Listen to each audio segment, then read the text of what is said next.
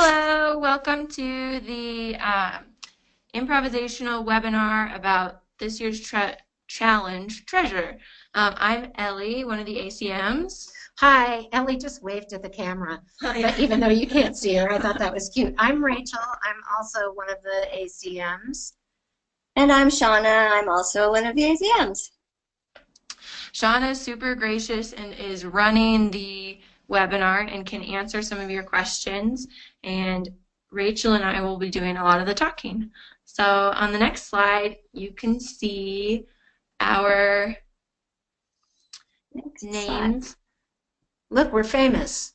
Wait a minute. Oh, there you go. That's fine. So there you can see our names and our email addresses. Please feel free to contact us if you ever have questions. And the next slide is even more detailed. It has the email addresses of all of the regional challenge masters. So they might have even more site-specific information that we as ACMs might not know. So feel free to email them as well. We have we're trying to be encouraging. So we have these cute little sayings throughout our presentation. And one of them is, a smooth sea never made a skilled sailor. So if you're a first-time team manager, or if this is your first time doing improv as a team manager, it might be rough. But those rough practices help the kids learn a lot about improv, and they will get better. Our treasure overview. So we create a skit about a quest to find and return a lost cultural treasure. You can go to the next slide, Shauna. If you're elementary, you're going to research 6 cultures, right? And if you're middle, you're going to research 8 cultures. And if you're high school, you're going to do 12. You also will include 2 explorers, sorry about that, and which there's a comprehensive list of ones to choose from, and you'll have a prop in motion. You're going to set your skit in an unusual place and incorporate a setback. Awesome. So that's the overview. So Shauna, we can go to the next 2 slides from now. Sorry. Can you hear us? Okay. Yeah. Am I too far? It still is just on the smooth sea one. You need to jump forward 1, 2. Okay, you can't see it? No. We just see the picture of the sailor getting ready to die. Okay. That's interesting, because I'm clicking on it and it's not going anywhere.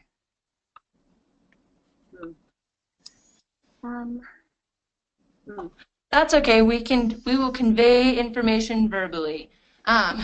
So the skit is the first element that the team is responsible to create, and kind of the big thing. They need to tell a story in the form of a skit. And the skit is about a quest to find a lost cultural treasure, and they must return that to its owner. Points are awarded for creativity of the skit and for the clear and effective storytelling. So that's where we really coach our appraisers to look for a clear beginning, middle, and end. And so that's something that teams can really work on. Oh, there, it's moving. Do you see anything yet? Yeah, now it's on the treasure overview. Okay, how do you go back? Oh gosh. Nope. If you just want to click on slide 7, that would be great. Okay. Do you see it? No. No. Dang. Okay, while Shauna's trying to pull that up, I'm going to talk about improv element number 1, which is the cultural treasure. So before the tournament, you're going to research cultures. And as I said, elementary will research 6, middle will research 8, and secondary university will research 12. Let me define culture. It is a group of people in a particular place and time who share beliefs, language, values, behavior, or other social practices. And here's the big one: the culture must be real and either exist or have existed on Earth. I asked a question of Ellie earlier to see if Star Wars, if a galaxy far, far away, could be a culture, and that cannot. So it needs to be something that existed on Earth with humans in it. So the next improv element is a cultural treasure. So your team is going to research X number of cultures based on their age, and within each culture that they research, they need to identify a cultural treasure to research. And a cultural treasure is an idea, a person, music, dance, a monument, an artifact. Like the culture, this object or this treasure needs to be real. And so they're going to do this research and bring it to life. They will receive the points. Oh. Hi, Shauna, we can see you. Hi. Hi. I'm going to try. I'm still working on the pictures. Okay, that's all right. So the points for the cultural treasure, they're awarded for the effective depiction of the quest and the return of the cultural treasure. So that's where that skit is super important, to make sure that their skit is about the quest and the return of the cultural treasure. And then they also receive points for the effective portrayal of the significance of the cultural treasure. So it's not necessarily effective portrayal of whatever thing or person it is, but the effective portrayal of the significance of that. Right. Why treasure. Is it so important to that culture? That's where doing lots of great research will be helpful. And the teams in their TDF, in their tournament data form, will be able to, there's a place for them to write down the name of their culture and then the corresponding cultural treasure. So that's, elementary will fill out half that page. Yeah. That makes sense because they only need 6. This is a nice and clear form, so it should be pretty easy to fill out. Improv element 2 deals with our explorers. So before the tournament, research provided explorers, and you'll see that there is a table of them on page 4 of the improvisational paper, the challenge. And so elementary will research 6, but they have to pick them from 4 different columns. So you can't pick 2 pirates. You got to pick a pirate and a anthropological, or anyway, so you got all of your choices have to come from a different column. Middle school, they have to use 1 from every single column, and secondary, high school, university will use 2 from every column. So the teams will draw 2 explorers at the tournament, and the explorers in the skit will interact with each other. So we need effective portrayals, and we need effective interactions. Good job, Shauna. It looks good. We can see the. Oh yes! Yay! Yay! So yeah, so for elementary teams, Rachel said you research 6, but 1 from at least 4 different columns. So you will get to double dip in 1 if you like, but they can't all come from 1. So that helps them have a variety of learning experiences. So now we'll skip down to, well, now I think the next slide is another example of that TDF. The explorer, and then what kind of explorer were they? Were they the space aviation explorer? Are they a fictional explorer? So have that filled out and bring it with you to the prep area. The next slide is Improv Element 3, the unusual place. So teams will receive a tournament-supplied unusual place where the cultural treasure is found.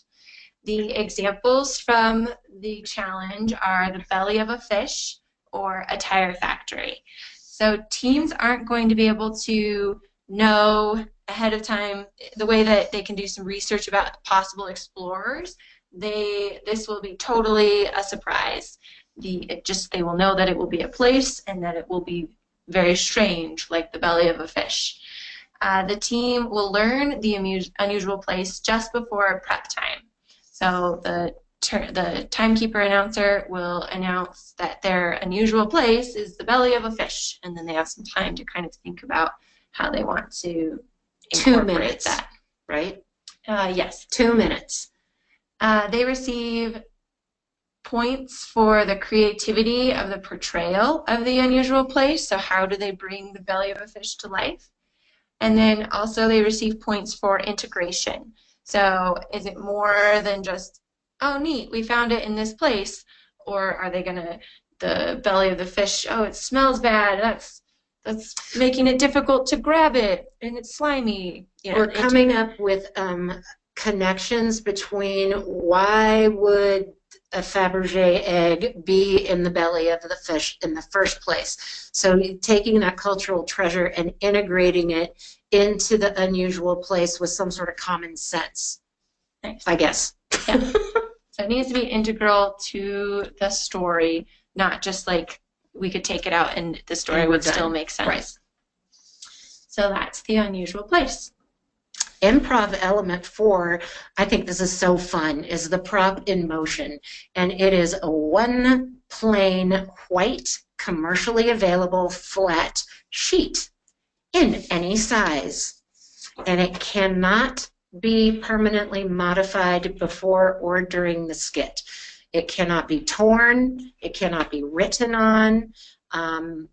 It has to, when you're done with the show, the sheet has to be completely intact like it was before the show started.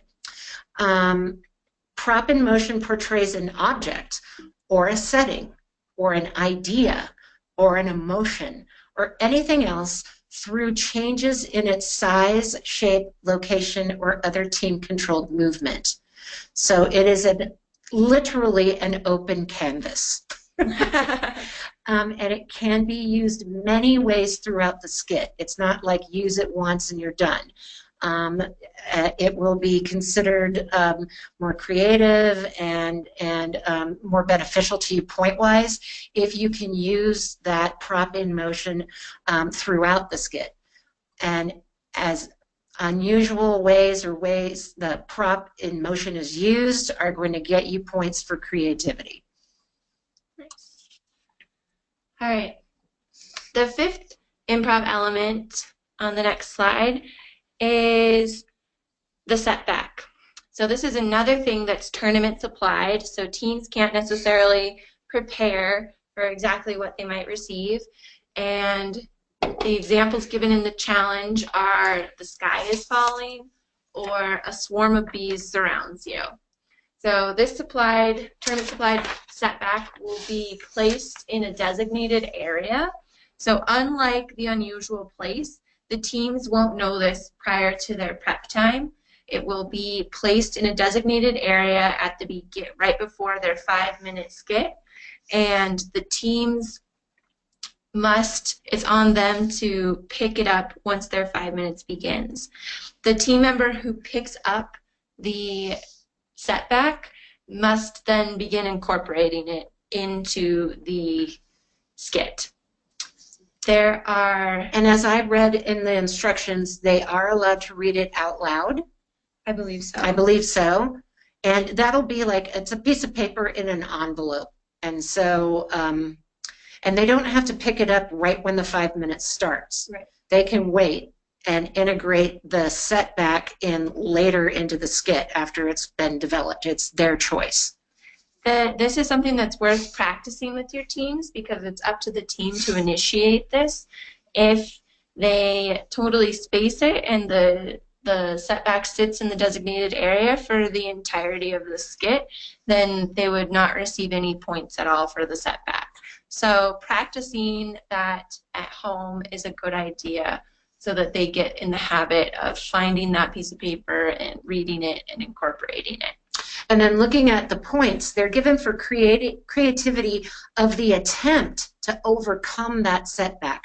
So what are they going to do to save themselves or get out of it or whatever? But it's the creative attempt to overcome that. And then again, there's that integration piece. Is it going to be like, oh, I've got a laser gun in my pocket and chew, and you have nothing to do with laser guns anywhere. So whatever they do to attempt to overcome the setback should be something that's relevant to the other things that are happening in the skit. Nice. So that is the setback and kind of the whole overview of the required elements of the challenge. Okay, prep area and check-in. So the team arrives at the prep area 20 minutes prior to performance and with the following forms. They've got their 5 copies of the tournament data form, 1 copy of page 3 of the tournament data form, and that is where the kids write about the creative process. And so they need 1 of those. They need 2 declarations of independence. 1 for us, and also they'll take 1 to instant challenge. A clean copy of the challenge, no writing on it. They can have research notes, but not written on the copy of the challenge. And they need their team ID sign, which they are not scored on. Team clarifications, if you have asked for any, and the prop in motion, which is the flat sheet. Nice. All right, so the next slide is about the selection process. And this is something that it can be helpful to do at home, just so that team members aren't intimidated when they arrive and they kind of have a sense of like what's going to happen. So the selection process, they will draw 1 slip of paper or poker chip or perhaps Shrinky Dink. Yes. A token of some sort. Yeah, for their culture/cultural treasure.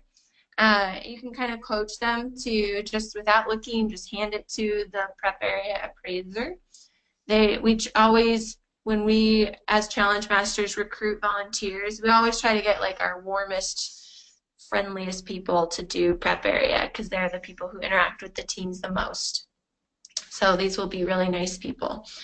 The next thing is they will draw 2 slips of paper or poker chips or tokens for their explorers. They'll draw 1 slip of paper for a tournament supplied unusual place and 1 slip of paper for the tournament supplied setback.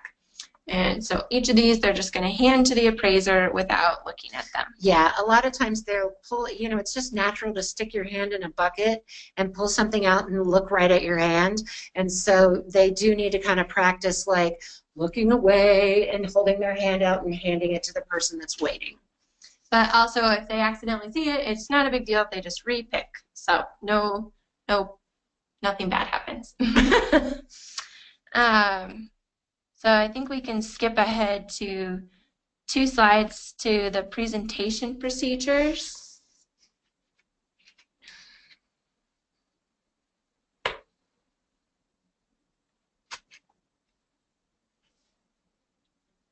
Okay, presentation procedures. So the timekeeper announcer is the person who's kind of like standing there in front of the audience, getting them warmed up a little bit, and they greet the team as they walk in, and then they read the introduction script to the team and the audience, which is a short explanation of the challenge. Then this timekeeper announcer will reveal live, right there, the cultural treasure, the 2 explorers, and the unusual place to the team. So they need to be ready to process a lot of information. That's 4 things to remember all at once. So they need to be ready to process that information because it comes out like in 1 sentence. um, the timekeeper announcer will say begin, and the team will have 2 minutes of preparation time. Usually this is where they kind of huddle together, and you'll see the appraisers kind of walk around them because they're eavesdropping and they're looking at how they're working as a team cohesively to come up with their solution. After the 2 minutes, the timekeeper announcer will say stop. Then the timekeeper will place the envelope with the setback in the designated area. And that usually is on the floor, and it's a taped off area that's, you know, there. Or I don't know if sometimes they put it on a table, but it's within easy reach from the presentation area. Then the timekeeper announcer says begin, and you got 5 minutes. You do not have to use the entire 5 minutes, but you certainly can. And after the 5 minutes are over, the timekeeper will say stop, and then there will be, you know, an uproar of applause and stomping and happiness, and you guys need to stay on the stage because the appraisers want to talk to you about the specifics. You know, they can look at something that you've done, but they might not understand the significance of it unless you explain to them. So be ready to answer questions, each and every one of you. Nice. In a very fun way, though. It's not like a test. Yeah. It's awesome. All right, so the next, Can you guys hear me? yep. Okay, because I lost connection with you, so that's why I wasn't doing the slides. Oh, no. Thank you. So the next slide is scoring. And here, this is worth going over with your team, just so they have a sense of like what things are worth. I kind of like looking at the next one too, which has the pie chart, which kind of breaks down in percentages what things within the central challenge are worth. So you